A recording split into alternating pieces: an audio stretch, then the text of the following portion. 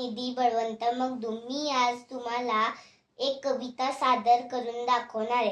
त्या कवितेचे नाव आहे 16. चुलीवरची खीर.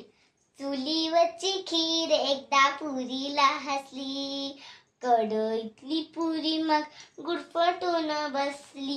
काही केल्या खुलेना, जरा सुद्धा फुलेना, झाऱ्यानं टोचलं तेही तिला बोचलं. अशी थट्टा पुरीच्या काळजाला डसली. पुरी झाली लाल, तिचे फुगले गाल, मन आले भरू, डोळे लागले झरू. तिथून उठून तरा तरा ताटात जाऊन बसली. खीर थंड झाली, वाटीत बसून आली. लाडे लाडे खीर मग पुरी जवळ गेली. पुरीताई बघ जरा इकडे, माझे म्हणणे ऐक गडे. पण 4 शब्द ऐकेल तर पुरी ती कसली.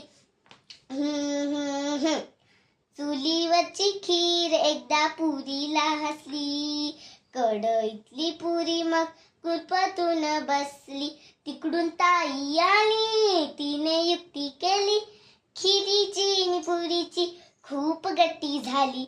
तेव्हापासून त्यांची जोडी पक्की होऊन बसली.